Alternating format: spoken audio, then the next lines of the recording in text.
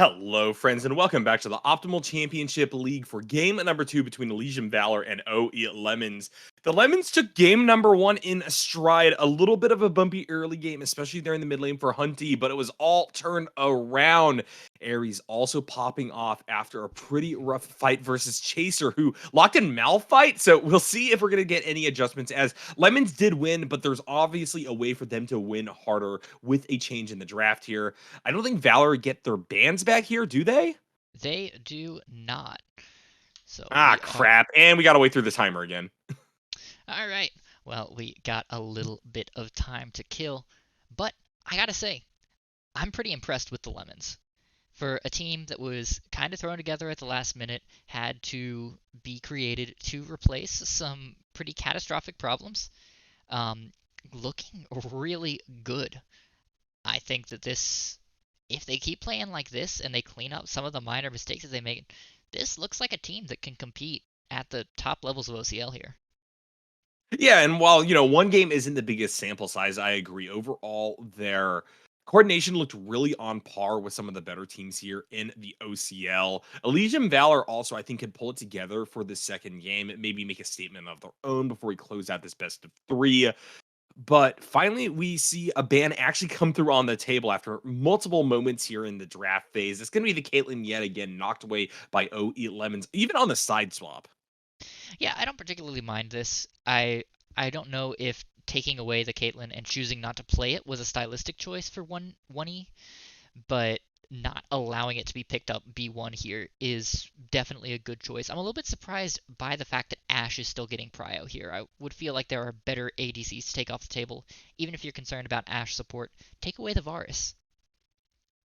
I don't know. I think the flex potential for Ashe and the fact that it goes into the support role in a way that makes for some very annoying laning phase makes it pretty justifiable to ban out here. Varus is also a pick that can easily be put into the B1 slot, but it's not necessarily a given to go there, especially now with Xayah Rakan on the table as well. That's fair. You can easily still go for that as a fast first pick and then force Lemons into a situation where you then have the chance to grab the Rakan to break up the duo, but it means that therefore you're playing a Rakan without a Xayah, which can be very annoying, especially if Valor wants to go for something a little bit more poke oriented.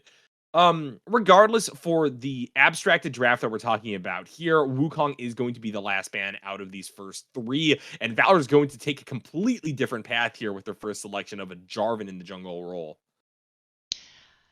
Going for the jungle first is an interesting optimization here from Elysium, not wanting to tip their hand on the ADC side.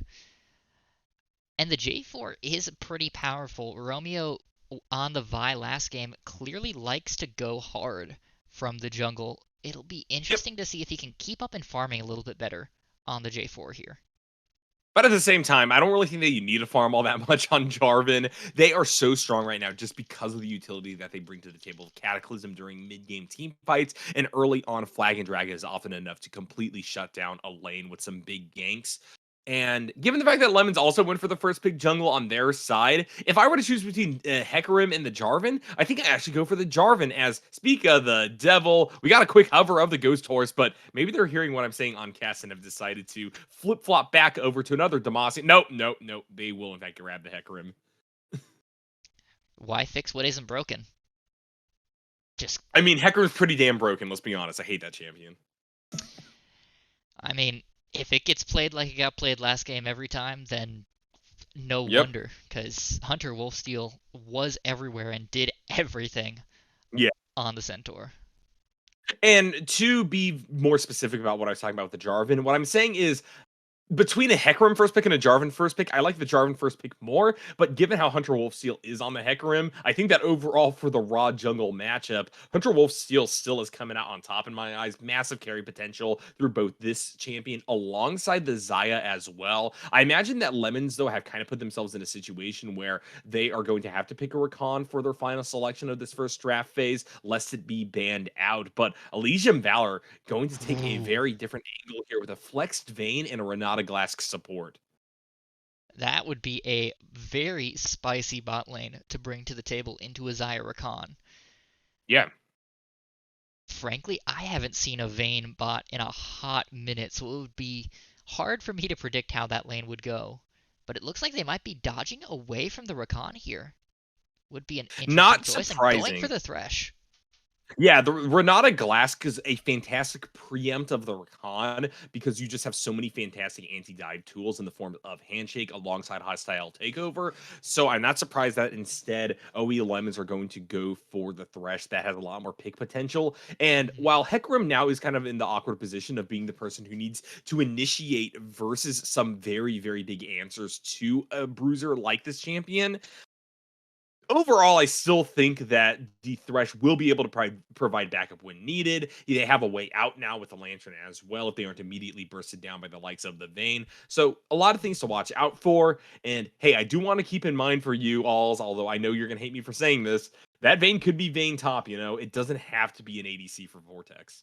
This is technically true, and that puts a bit of a stick in my comment that I was about to make, which is you don't necessarily have to put all of the engage potential onto Hecarim, because you can give some of that to Ares. Let him take something a bit more engage heavy in the top lane, but a lot of those engage champions suffer pretty heavily into Vayne. So they have to be careful what they choose and in what order here for Lemons. And now that we're moving on into the second ban phase, we're kind of seeing that gambit with the Vayne pay off a little bit because lemons are kind of restricted to only banning out mid laners. Like I saw the Silas, and for some reason now I'm thinking junglers more than mid laners whenever this Same champion thing. comes out. But hey, the Arya also is going to get me on the right track there. So yeah, they can only really ban mid laners because Vayne's able to flex there into the top lane role. Meanwhile, Elysium Valor, they don't want to see the Aurelion Soul again for Hunty, but they also want to restrict what Ares can go on to, and they are going to knock away the Gwen because of that. Yeah, Gwen is a very powerful champion. Scales pretty well if you can get through the early, painful levels. But if Ares is taking on some of that engage role, Gwen is definitely not the champion for that. So it'll be interesting to see where in his champ pool he picks from here. And a lot of options are open.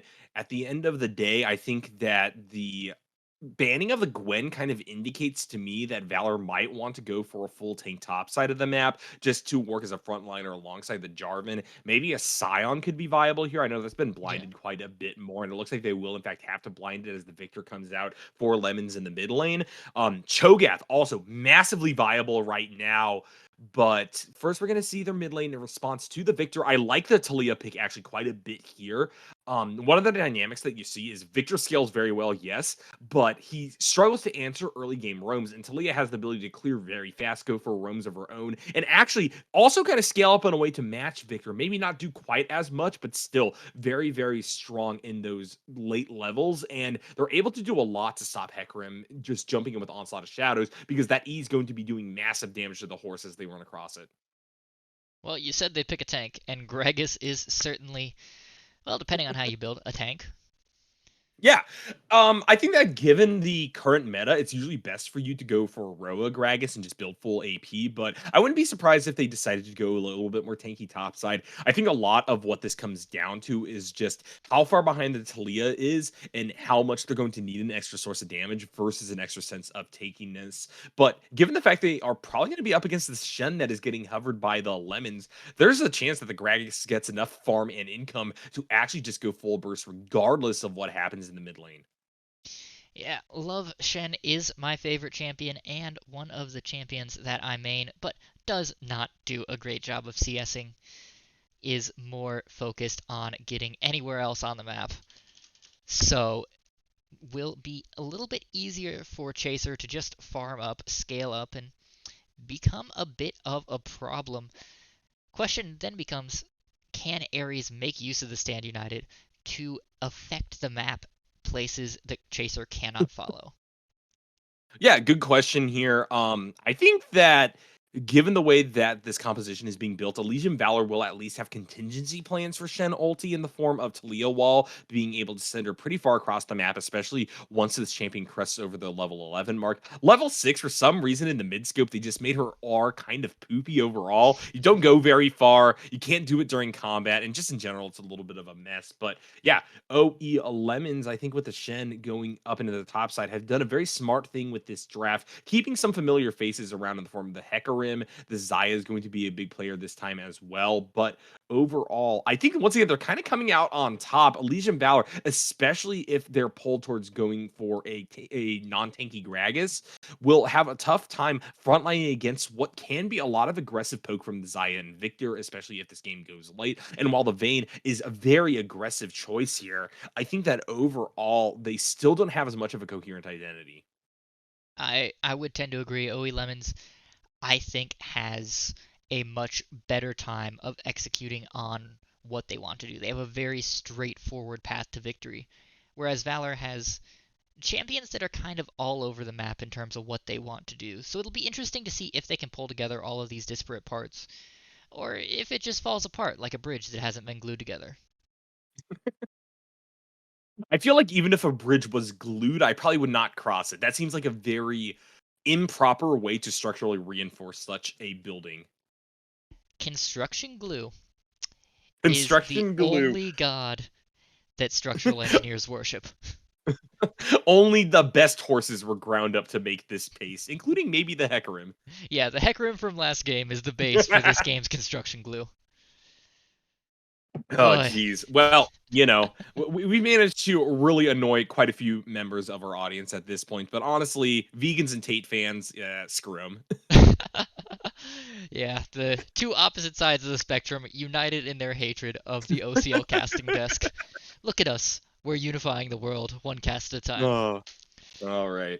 Well, we are still waiting through the incredibly boring pick ban phase of the client draft because not a lot of flexing is going on, which is sad for me and sad for both of us is the fact that once again, Elysium Valor is ploddingly taking us through these bans.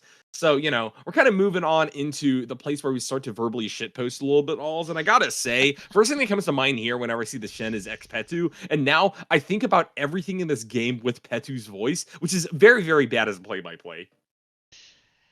I'm gonna admit I'm not familiar with Xpetu, so. Oh, dude, as a Shen player, Xpetu is like a Challenger EU West Shen 1 trick, but he just has absurdly funny videos, and a very analytical mind when it comes to game that kind of comes in under all the memery. Really, really cool stuff. He does like mathematical analyses on games and what's optimal to build on Shen, has developed some very odd techniques because of that. Was recently featured on Happy Chime Noises channel, I think, because he was playing Shen mid and got to Challenger at the beginning of season 13 because of it. Yeah, overall, really, really cool guy, and shout outs to him, not sponsored whatsoever. I'm pretty sure Xpetu has never even heard of anything close to the OCL in the American Amateur League scene, but hey, alas, I'm sure that a lot of people in the audience probably also know him, but he's like a Swede, I believe, and his like accent is just wonderful to hear things said in. Yeah, the audience is currently yelling at me. It's all well and good that I am a Shen main and should know Shen players, but here's the thing. Between all of the things that I cast, I barely have time to play the video game, let alone watch content about the video game. Fair. I mean, I do not have the mental fortitude to play the video game, much less the time, so that's also something to keep in mind. But now we are getting all of these champions built out. Any last closing thoughts before we throw it to a quick break, Aulz? I think we're going to fall into the same hole we fell in last game. If Elysium can win the early game, they're going to have a good time moving into late. But if they don't win, or they hard lose the early game, then the door for them is going to close very rapidly. Fair. Oh, crap. I totally forgot, man. Sorry, Vortex, if you're listening to the cast or any from Elysium, go Lawnmower Vayne, and I will flame OE Lemons the entirety of the second game. If you go Lawnmower Vayne, I will love you forever. Do it. Come on, guys. It's an early season game. Even if you lose because of it, it doesn't matter all that much. But actually, build's also good. So, big brain. Alright, we're going to cut this off before Nyarko says anything that is going to get us kicked off the casting desk. We'll see you guys on the other side. It's just mathematically correct. We'll be back in a couple of minutes. Stick around.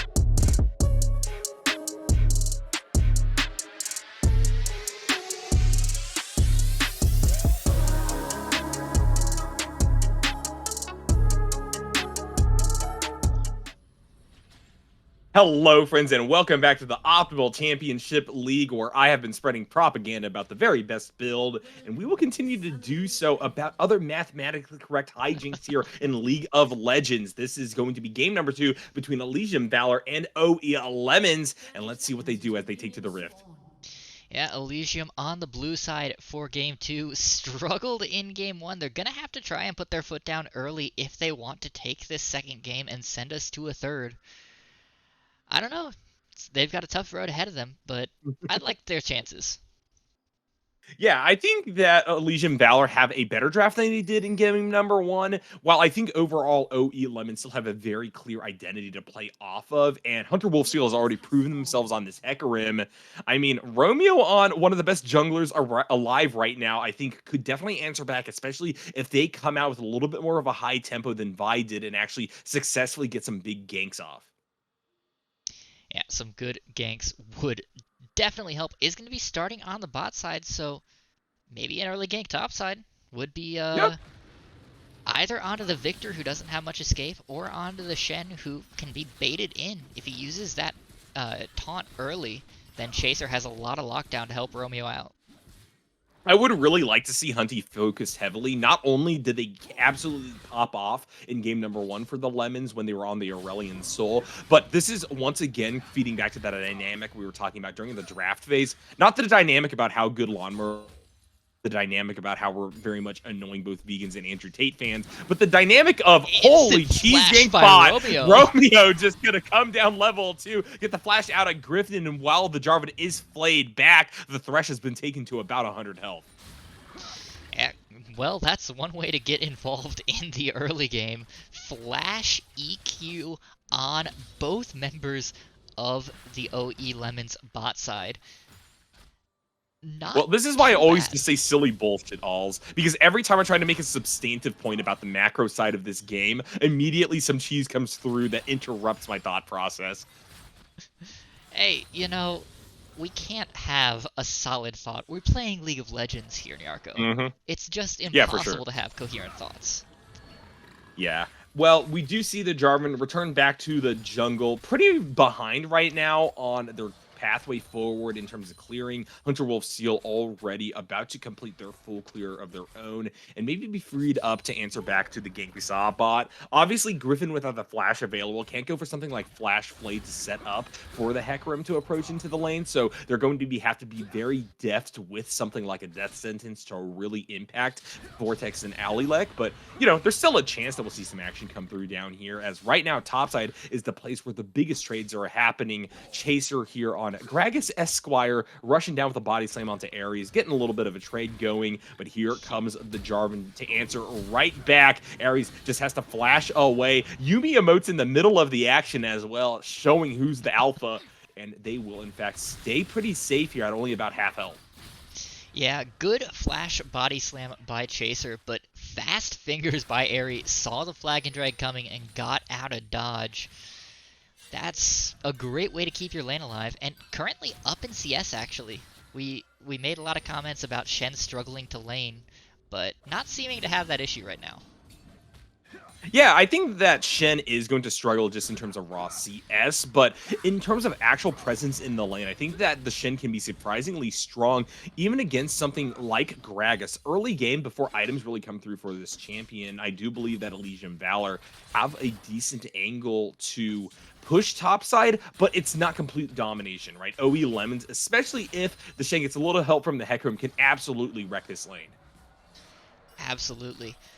And there's not going to be much help coming from Romeo here. Look at the vision placed by OE Lemons in the bot side of the map. They can see pretty much everywhere in that jungle, and if they don't see J4 on one of those wards, Ares plays back, and there's nothing that Chaser can do, and there's no way Romeo can get in to gank him. That is like aesthetically perfect ward placement. How the hell did they do that? That was a Victor invade at level 3. Big brain there from Hunty. I mean, hey, while Romeo did get the flash out of Griffin bot side of the map, that is a way for OE Lemons to figure out where the Jarvan is because he's bodily showing in a lane, right? So might as well start to use that to your advantage and get vision while you have the opportunity to do so. So once again, that coordination that we've been applauding OE Lemons for having is coming back through. And because of that, this is a very safe Xayah Thresh, even as the support is down that summoner spell. Yeah, Griffin has about a third of the cooldown left. They don't know that Romeo is in this bush. Krugs are the only spot in that bot side jungle that was not in vision. But they do see the J4 walking away now, and we're playing safe enough that it wouldn't have mattered anyway. 1E and Griffin not making any mistakes here that would cause this bot lane to spiral out of control. All right. Well, we are in a little bit of downtime, even with that first dragon on the board. And because of that, Aulz, I think it's time to play Name That Mathematically Correct Build. What do you think Renata Glask is supposed to go as their first item? Given that she is technically an enchanter, I assume the correct item is Redemption here. Well, you know, I will say I did bait you a little bit on this one, and I will apologize for doing so. The first item, according to this website, is actually Zeke's Convergence. I don't know anyone who builds Zeke's Convergence before third item at this point. But fair enough. The algorithm has to be broken, right, man? Like, there's no way. There's no way, bro. No. This is like OpenAI, you know? You think something's such a hard problem, and then you feed it to an AI, and the AI brings out some ridiculous thing. Like, yeah, to cure cancer, you just have to shock yourself half to death, and people will think it's crazy, and then they'll try it, and suddenly, no more cancer. Well, you know, if you are dead, this cancer cells can't grow, you know, so because you're killing all your cells, right? Big brain. Oh. All right. Well, you know, we are getting deep now into pseudoscientific health research. So because of that, we have now pissed off the FDA alongside all of these other wonderful, wonderful organizations and groups of people. So fantastic time here on the OCL. We are looking to alienate literally everybody by the end of the season. Yeah, if everybody hates us, then we're just like where we started. Nothing doing. It's like, what is it, the South Park philosophy of, you know, social interaction? Yeah, exactly. That being said, let's cycle back to the game here for a moment. Some serious CS leads being had everywhere as Wolfsteal is actually going to go very low. Yeah, almost killed there. I don't know if Kiba Boy had the E up. It may have already been put down. But they are going to go on a rush down, trying to find a way onto the Hecarim. But the jungler of OE Lemons gets away. And now the Talia has to go a very precarious journey back through this bush. And Hunty flashes the W to get that kill. Giga Chad move here by the mid laner of OE Lemons. And once again, the Victor is the problem child of the Rift for Elysium Valor. If you're going to clip anything from this series, you clip that flash outplay, because that was gorgeous. Oh, man. You know, I think this is time for me to editorialize a little bit about Talia, because, you know, while my name in-game is Talia's eyebrows, I care about her in her entirety as a champion, not just the eyebrows themselves, although that is like 70% of it. That's true. Yeah, you know, like, this mid-scope update just kind of fucking sucked, man. Like, it isn't like more people play her. She's just become slightly more annoying at the pro level. She's less strong early. Her WE combo, while theoretically easier to pull off, still is reactable, right? Hunty just straight up flashed the W as soon as they saw it come out. And because that is something that's still very viable and on the table for enemies, it isn't like the buff to her W in that way makes up for her deficits elsewhere. WE combo, if it does, it just doesn't do damage anymore, and neither does the volley, as we see right there. Kiba Boy gets off a full 4 stones on Hunter Wolfsteal, and it just doesn't matter. Nice WE to stun them up. But I'm telling you, the Hecarim, it doesn't even look like they've taken damage at this point, and there's another kill onto this champion. I just want to comment, Hunter Wolfsteal was 2 levels down there. That was a level 6 Hecarim and a level 8 Talia, and she just looked like wet sandpaper. Yep. This is what a level 9 versus a level 6 should look like. Romeo getting nearly deleted there. One more stack of the Chaos Storm would do it, but Hunty can't quite find it. You know what the issue is here? Romeo's not building correctly, Aulz. They went for the pickaxe. They're trying to do damage, but they should be rushing Warmogs. Ah, of course. How could I have Of been so course. blind? Oh god, what are you Gosh. actually supposed to build on the Jarvan? All right, lolmath.net, show me your Warmogs. Please I was don't. joking, bro. We're gonna have to put that to the side. Hunty's going to potentially fall here as Alilek yeah, finally. and Vortex have roamed up. They will find Hunty, but Wolfsteal can do whatever he damn well pleases, invading super deep onto Romeo here. Yeah, and I mean, the Renata Glass got that kill, you know, not really the best for Elysium Valor. It's not going to get Vortex any closer to the Runan's Hurricane and the Riftmaker they got to be building. You know, you're gonna be sad. I don't think that's the build he's going for. Yeah, what is the Noon Quiver for? I don't think there was a Noon Quiver for Ravenous Hydra, or actually Titanic Hydra either. All right, well, we know what to blame. We know what to blame if Elysium Valor gets 2-0'd here by OE Lemons.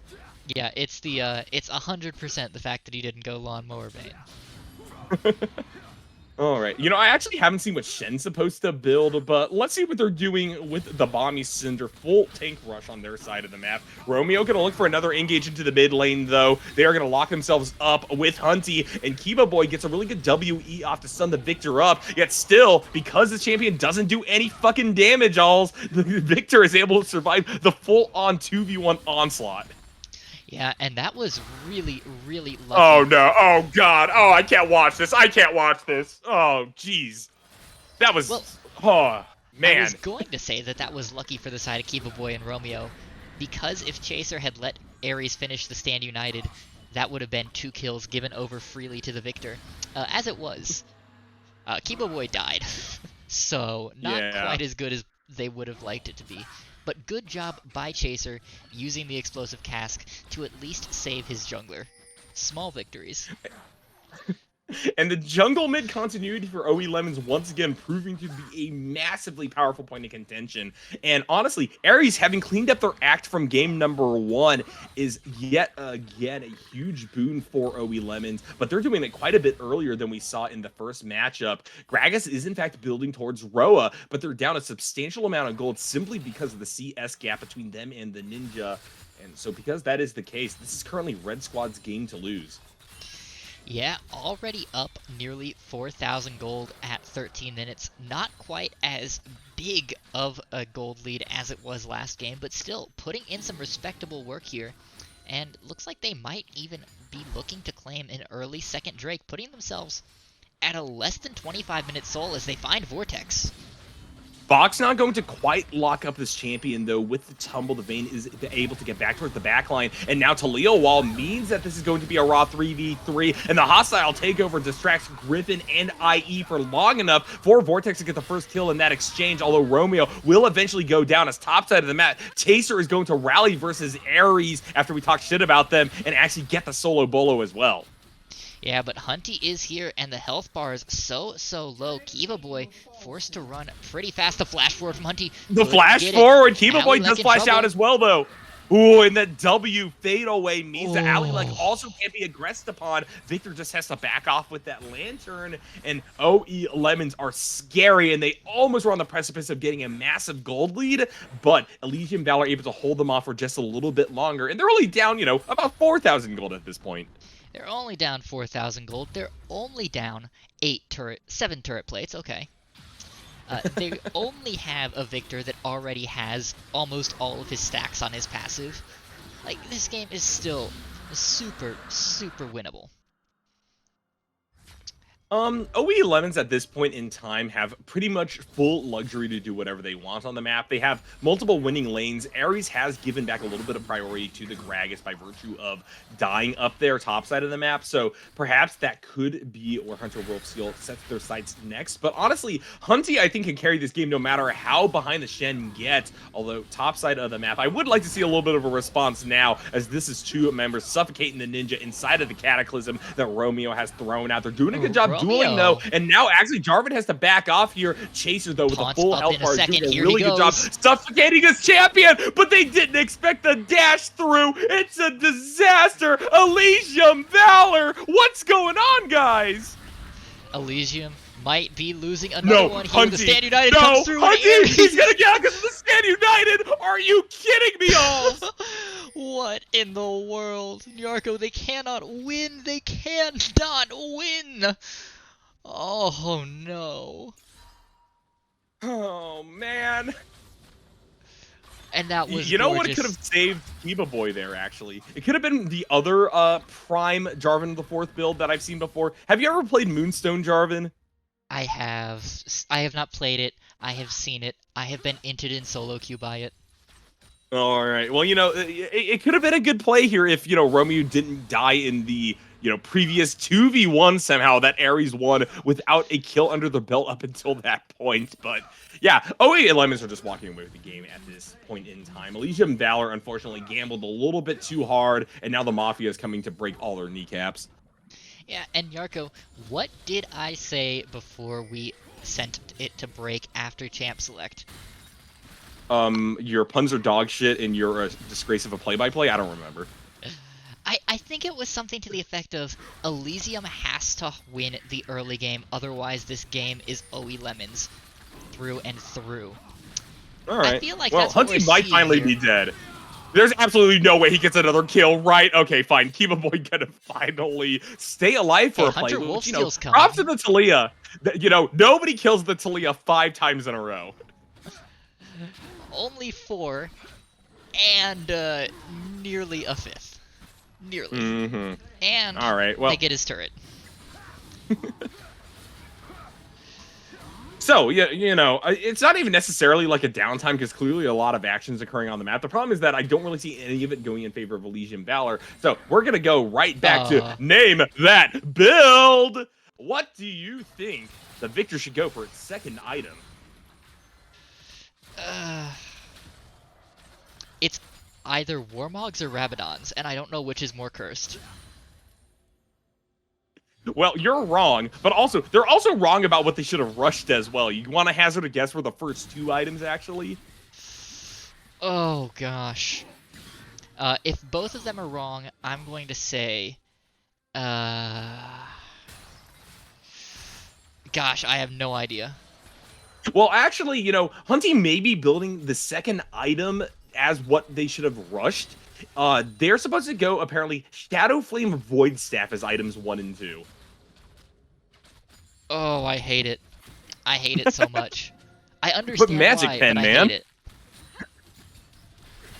Oh, jeez. Okay, Hunty Kiba needs Boy the is Magic getting Pen. chunked for their entire lifeline off of, like, 2 abilities from the Victor, and Ares is here to save the re-engage after Romeo burns Flash to try to get in onto this champion. Now they have nowhere to go. Will fire off the Cataclysm, but that is just a wall to keep them locked up with 2 massively fed members of OE Lemons. And so while Kiba Boy does manage to scurry away with just a sliver of health, the jungler is not so lucky, and at this point, Elysium Valor just getting straight up routed everywhere. Yeah. And, I have to commend the team play of OE Lemons. That was all 5 members coming down to save Hunty there. Every single player showed up. And Ares He doesn't still even have a managed to get back shutdown, to man. the top lane. Ares wins this 2v1, by the way. Yeah, But it's the not gonna double matter, the taunt base is is quite dying. impressive. Talia, how the hell did that happen? Did you just go for the back? I mean, Ares might actually die here, although they will taunt up Renata. Can he do it again? Can he make this 2v1 go in favor of Red Squad? It looks like with the Renata ultimate, the hostile takeover will prevent that from happening, but Chaser has taken so long to kill this champion, and look at the destruction that OE Lemons is able to put down onto the bot side of Elysium Valor in kind. Yeah, this is a disaster. You get the Shen. He's 2 and 2. He has the Radiant Virtue. But that doesn't matter because your inhibitor is cracked open. Mid lane is pushed all the way in. Top lane still hasn't taken a single turret. That turret is untouched for the blue side top lane. But it does And you not really got to matter. commend And you really got to commend the Lemons here for the rotations. Immediately, Hunty is going to take top side of the map to absorb any of the pressure that may have come from Ares Fallen. And because of that, once again, they just aren't losing towers. Across the board, they are winning on all fronts. That third dragon over to their side. They're going to be able to force a fight out of Elysium Valor here in just about a 4.5 minutes. And honestly, that may come even sooner because I don't see why this team can't just immediately take this Baron on cooldown. Hunty may be in a little bit of trouble. Cataclysm is available, but the damage There's no way the Hunty's in trouble. Come on. Ares is Stand United up again, man. I'm telling you. Goodbye, Romeo. Wherefore art you in the death chamber? Dude, even in the play, he only died once, but, you know, he basically is killing himself at this point on the Rift right now. You can't just Cataclysm onto a champion like Victor, who probably could have just 1v1, but no, Ares had to come through just for insurance to make sure that the Jarvan was dead. Yeah, dead, and if the Cataclysm hadn't come out, I think that Chaser was dead there too. Because Chaser was in the area, and if you don't lock Ares in a cage, he just runs down the Gragas, and there's nothing on Earth that can separate him at that point.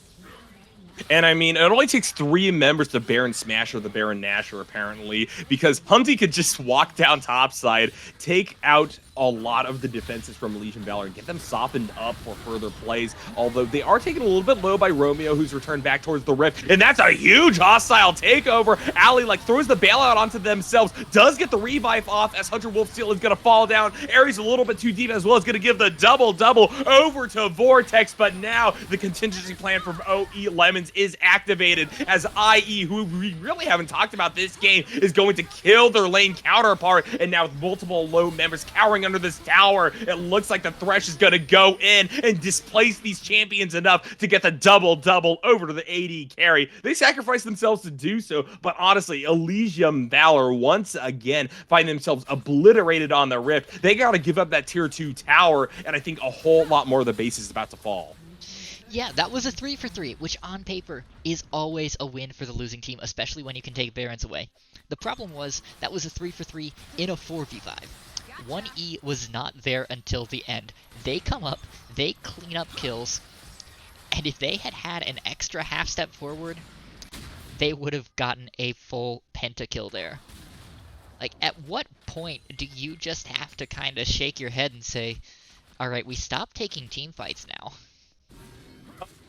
Like, at the 5-minute mark? I don't know, 10-minute mark maybe in this game. Elysium Valor are getting lapped right now by basically every single member of OE Lemons. And I think that, honestly, their mental is suffering in this game, probably because they don't have, you know, Riftmaker Vayne, which can boost anybody's mental back up to the stratosphere.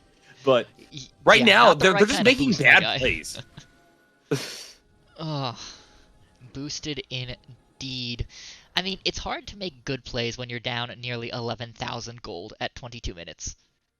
Fair, but, you know, they, like, actually got, like, a little bit of gold back because of the 3 for 3 that you were talking about earlier, Aulz. But when I say bad plays, I'm not referring necessarily to that. I'm referring to all the stuff leading up to it. I'm referring to the fact that Romeo is just trying to force ganks onto the champions that are well past the point of having any amount of kill threat put onto them. As Hunty just runs forward and drops everything onto Kiba Boy, and Hunter Wolfsteel is here to finish off the Talia. Man, that was a real sterling endorsement of my favorite champion in this entire game, Aulz. As now the rest of the team is getting melted. It basically is over. Let's be honest here, man. This game's over. Yeah, this game is over, but the fight is not. 1E, quietly unstoppable now, gets a double kill. 6-0-2, has the most kills on their team. I don't know quite how that's happened because we haven't called their name at all, but it's just Ali left, and Ali is gone. Gone. Just like Elysium's hopes and dreams for this match. OE Lemon running roughshod over them. Gonna take the clean 2-0 and look dominant. Holy shit, Kiba Boy got a kill. Kiba Boy got a kill before the Nexus went down, everybody. The Talia is not killless for the second game. You gotta take something here. Small victories indeed. Well, this is what Elysium Valor gets for naming themselves after, like, a D-tier Matt Damon movie, you know? Like, come on, guys. Really, Elysium could have gone for like Goodwill Hunting or something. And honestly, that's a pretty good name for a team. Let's be real. I feel like you start running into copyright issues, but whatever. They were the ones who called themselves Elysium, man. What can I say? What can I say? That being said, what a way to enter the OCL for Optimal Yep, Lemon. for sure. Just say, yeah, we're here. We got in on a technicality. We got in because the world fell apart, and we deserve to be here. Good Yeah, grief. making lemonade out of lemons, we said that before, and I'm gonna make the pun again because they deserve it. Really impressive stuff. This 2-0 victory, I think, far more dominant than we really expected. Elysium Valor were putting up a bit of a fight in game number one, but this time they just kind of toppled like a house of cards, unfortunately, in the face of this red squad. I mean, the Optimal Championship League is happy to have both of them coming through, but as I said, the contours of this league are beginning to take shape, and OE Lemons are looking like a top dog. Yeah, that being said, there are plenty of weeks ahead of us, and these teams will change and grow and adapt. There are definitely weaknesses in Lemon's play. There are definitely strengths in what Elysium brought to the table.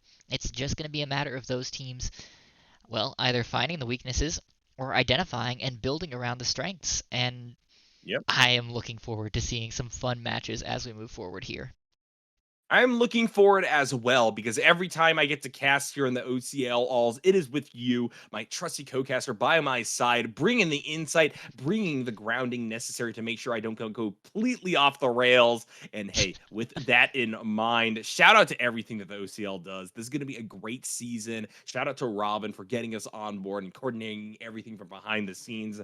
And shout out to Zerathai as well, often jumping in as a caster themselves. And shout out to all the other casters that I really should be paying more attention to because, frankly, I'm not used to setting up casting dates outside of DMs. And therefore, I'm like missing half the crap that these guys do. We are live very, very frequently. So make sure that you drop a follow here on the Twitch channel and be a little bit more up to date than I typically am here.